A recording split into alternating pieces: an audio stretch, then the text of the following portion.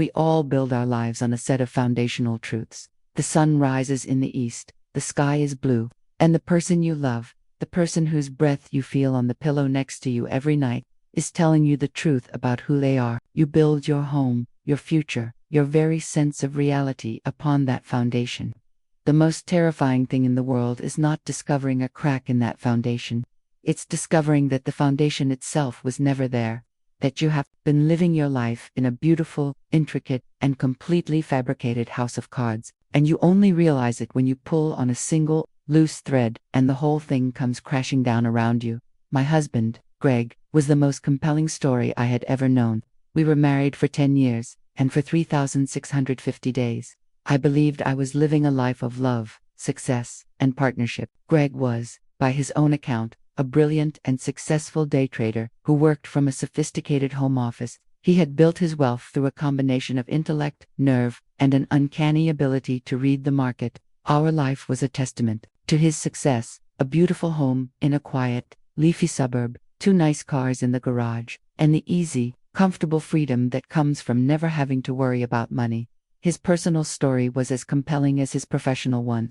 But it was tragic. He told me, an orphan. His parents, he'd explained on one of our first dates, his eyes, misty with a beautiful, believable sadness, had died in a terrible car accident when he was just starting college.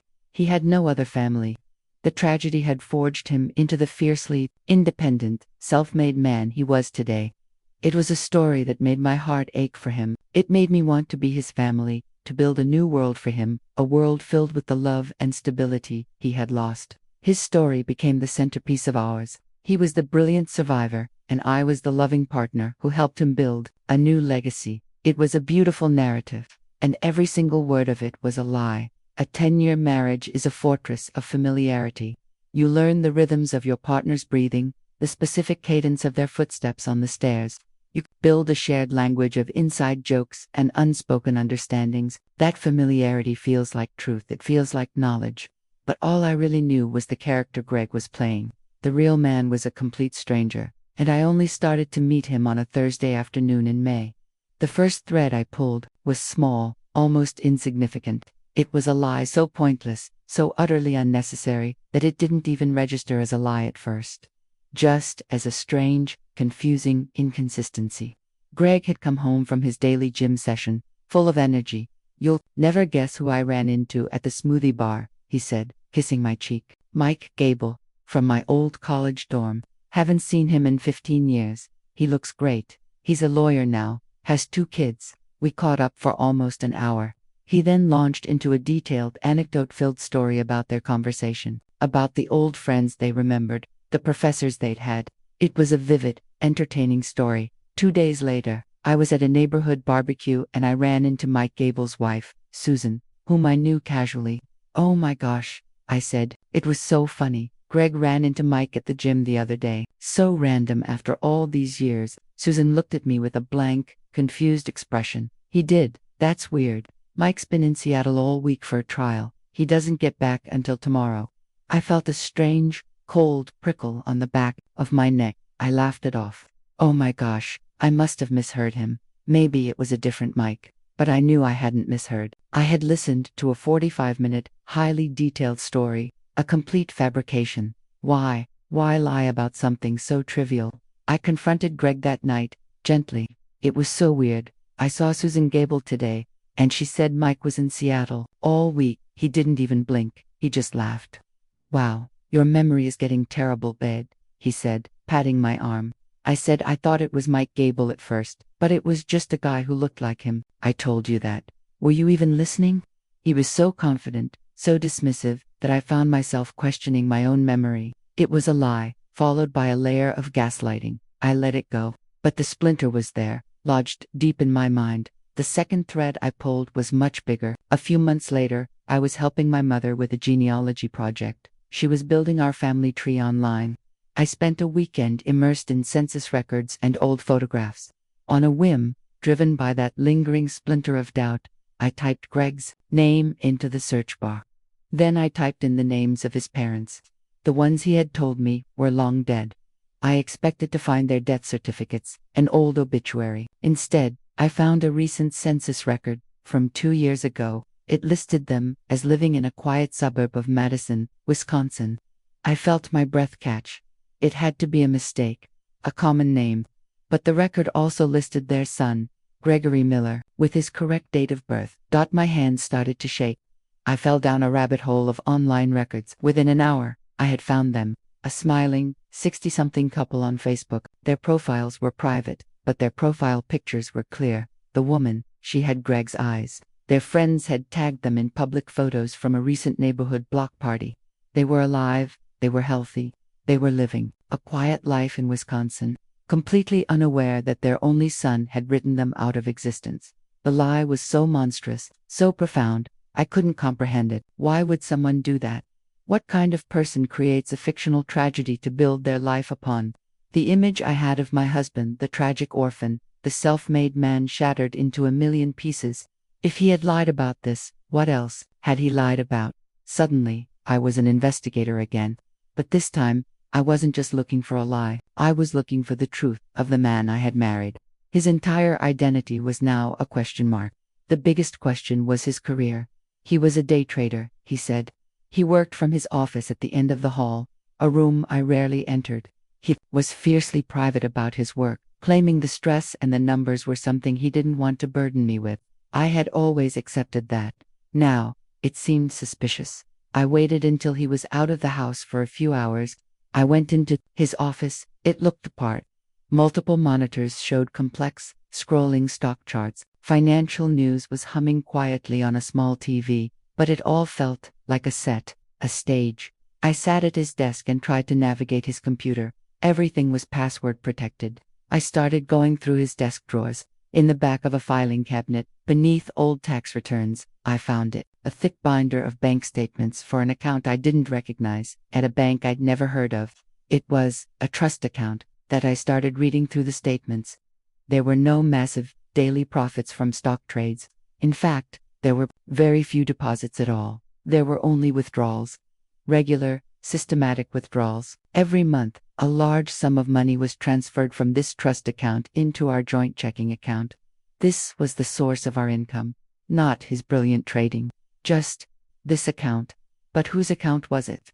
I looked at the top of the statement. The account was titled the Miller Family Heritage Trust. It was established 30 years ago by A. Robert and Eleanor Miller for the benefit of their son, Gregory Miller. His parents, his very much alive parents.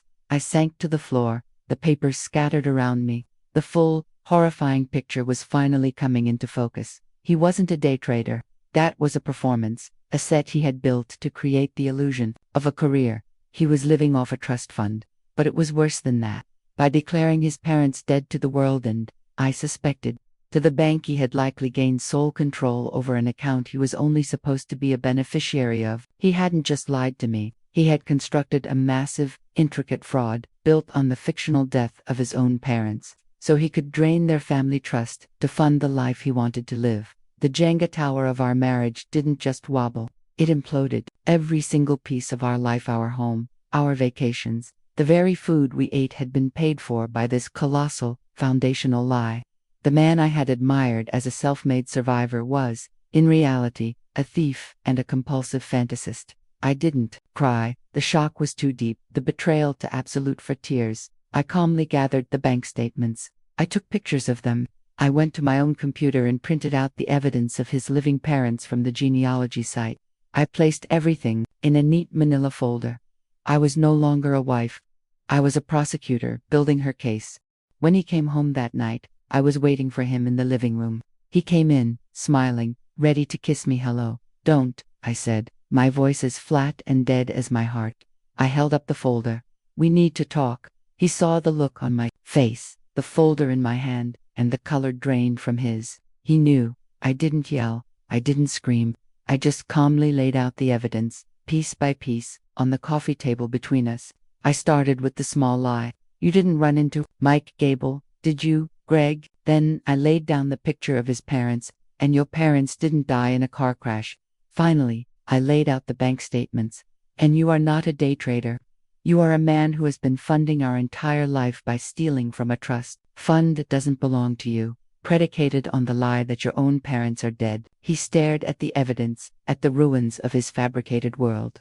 The charming, confident man I had known for a decade dissolved in front of my eyes. The mask came off, and what was left underneath was terrifying. It was a hollow, terrified stranger. A little boy who had built a fantasy world and had just watched it burn to the ground. He tried to lie one last time. A frantic, pathetic attempt to build a new lie on top of the old one. It's complicated. You don't understand the family dynamics. No, I said, standing up. It's very simple. Everything you have ever told me, everything you are, is a lie. He finally broke. He started to sob. Not tears of remorse, but tears of self-pity. Tears of a man who had finally been caught. I didn't feel a shred of pity for him. I felt nothing but a vast, empty sense of betrayal. The man I had loved had never actually existed. I had been married to a ghost, a character he had invented. I left the next morning. The divorce was a nightmare, a tangle of fraud and legal complexities. But I had my evidence. I had the truth. My final act in the story of my life with Greg was making a phone call. It took me 6 months to work up the courage, but I knew I had to do it. I found the number for Robert and Eleanor Miller in Madison, Wisconsin. A pleasant-sounding woman answered the phone. Hello, is this Eleanor Miller? I asked, my voice shaking. Yes, it is. Who is this? My name is Nina, I said. I was married to your son, Greg. There are some things about a trust fund that I think you need to know. Telling them the truth, telling them that their son had declared them dead to steal from them, was the hardest thing I've ever had to do. But it was also the final act of demolishing the fictional house I had been living in. I had to restore at least one piece of the truth to the world, not for revenge, but for my own sanity. It's been 2 years now. My life is simpler, quieter. I live in a small apartment that I pay for with money I earn from a job that is real. It's not as glamorous as the life I had with Greg, but it's honest. It's built on a foundation of truth, a foundation I check every single day. I don't know if I'll ever be able to trust someone so completely again, but I've learned that the most important trust is the trust you have in yourself, in your own ability to stand on solid ground, even if you have to build it from scratch, all by yourself. Hanging up the phone felt like dropping a stone into a deep, dark well. For a few seconds, there was only silence. Then came the echo. The sound of what I had just done reverberated back at me, filling the quiet space of my new, small apartment. I had just called Eleanor Miller the woman my husband had told me was dead for a decade. And I had told her that her son was a thief and a liar, and that my entire marriage had been funded by the inheritance he was systematically draining. From a trust in her and her husband's name, I had detonated a bomb in the heart of a family I had never met, and I had no idea what the fallout would be. For the next 3 days, I lived in a state of suspended animation. Every time my phone buzzed, my heart leaped into my throat. I expected an angry call from a lawyer. I expected a hysterical, accusatory call from Eleanor. I expected something, anything, that would match the cataclysmic nature of the truth I had revealed. What I got was a phone call on a Friday afternoon from an unknown Wisconsin number. I answered with a trembling hand. The voice on the other end was quiet, fragile, and laced with the profound weariness. It was Eleanor. Nina, she said, her voice cracking slightly.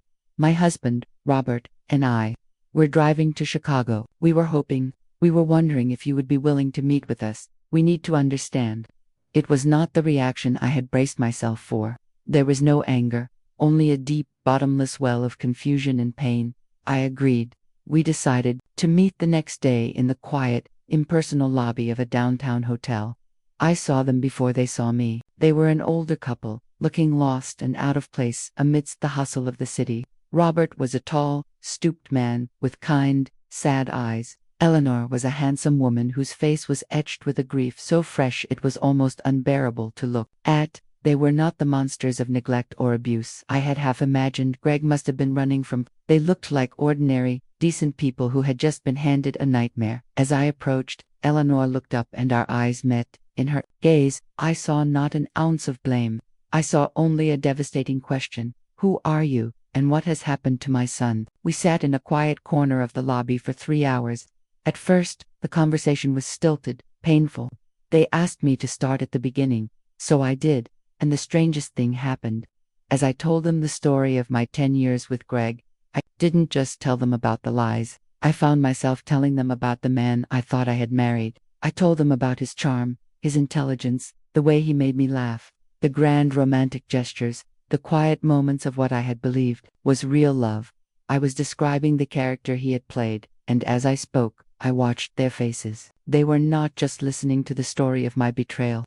They were grieving the loss of a son they had never known, and mourning the man he had pretended to be. We were three strangers, bound together by our shared love for a ghost. He told me, "You died in a car crash my first year of college." He had told me. I recounted to them. Robert buried his face in his hands. Eleanor let out a small, wounded sound. "We had a fight," she explained, her voice barely a whisper. "He had started getting into trouble, lying about small things, running up credit card debt. His father and I confronted him. We told him he needed to be responsible, that we wouldn't bail him out anymore. It was a terrible fight. He left, and he just never really came back. He'd send an email once or twice a year, on holidays, short, distant, 'Hope you're well. All is fine here.' We thought he was just angry, that he needed space. We always believed he would come home someday. We never imagined this. We never imagined he had told the world we were dead." We pieced together the two realities, their story of a lost, angry son, and my story of a charming, tragic orphan. In the space between those two narratives lay the truth of who Greg really was, a compulsive fantasist who would rather invent a tragedy than face the consequences of his own actions. As our meeting drew to a close, the conversation shifted. Robert, who had been mostly silent, finally spoke, his voice heavy. "Nina, what he did with the trust, it's grand larceny. It's a serious crime. Eleanor and I have spoken to our lawyer. We have to take legal action to reclaim what's left of the inheritance and to deal with the fraud he's committed." Ellen looked at me, her eyes pleading. "Our lawyer says that to build the strongest case, to prove the extent of his deception over all these years, they will need a formal statement from you, possibly even have you testify." My heart sank. I had thought that my part in this was over. I had told the truth, and now I just wanted to walk away from the wreckage. The idea of getting entangled in their legal battle, of having my life and my marriage dissected in depositions and court documents, felt like a punishment I didn't deserve. All I wanted was to be free of him, of them, of the entire Miller family saga. "I don't know if I can do that," I said honestly. "I just want to move on with my life." "We understand," Eleanor said, reaching across the table and, for the first time, touching my hand. Her skin was cool. "We have no right to ask it of you. You are as much a victim in this as we are. Whatever you decide, we will understand. But the truth you gave us, it's the only thing we have to hold on to right now, and we intend to see it through." I went home that night with my mind in a turmoil. Did I owe them anything? I could just walk away. My divorce from Greg was a separate matter. His financial crimes against his own parents weren't legally my problem. I could leave this family to sort out its own tragic, complicated mess. But as I lay awake that night, I realized something. My healing wasn't just about escaping the lies. It was about the restoration of truth. As long as any part of Greg's fabricated world was allowed to stand, as long as there was any ambiguity he could exploit, I would never feel truly free. Helping his parents wasn't an obligation to them. It was the final, necessary step in my own liberation. It was about seeing the story through to its absolute, undeniable conclusion. It was not about revenge. It was about ensuring that reality, the real, hard, painful truth, would win. The next morning, I called Eleanor. "I'll do it," I said. "I'll give a statement." The process was draining. I spent hours with their lawyer, a kind, methodical man who listened to my story with a mixture of professional focus and human sympathy. I gave him the evidence I had collected: the bank statements, the genealogy records, the timeline of lies. I signed a sworn affidavit, my signature clear and steady on the page. In that moment, as I signed my name to the legal truth, I felt the last, invisible thread connecting me to Greg and his fictional world finally snap. I didn't have to testify. Presented with my affidavit and the mountain of evidence, Greg's defense crumbled. The legal proceedings were settled quietly. He was forced into therapy and a strict financial restitution plan with his parents. The law had done its work. A few months after it was all over, a package arrived at my apartment. It was from Eleanor. Inside was a beautiful, hand-stitched quilt, made of soft, comforting squares of flannel. There was also a letter. Dear Nina, it read. There are no words to thank you for what you did. You gave us the truth, which was a painful but necessary gift. You owed us nothing, and you gave us everything. The road ahead with Gregory is long and uncertain. We are in family therapy. We are trying to get to know the son we actually have, not the one we thought we had. It is the hardest work of our lives. I am sending you this quilt because I wanted to send you something that was real, something made with honest hands. I think of you often. You were the wife of the man our son pretended to be, but in that hotel lobby, you felt like the daughter we never got to know. We wish you nothing but a beautiful, simple, and honest life. You have earned it. I unfolded the quilt and wrapped it around my shoulders. It was warm and heavy. The pain of the last few years was real. The lies were real. The betrayal was real. But this quilt, this gesture of kindness from a stranger who shared my deepest scar, was also real. But my life with Greg was a story built on a lie. But the aftermath, the strange and unexpected connection with his parents, the final, quiet victory of the truth that was my story. And it was a story I had not just survived, but had helped to write.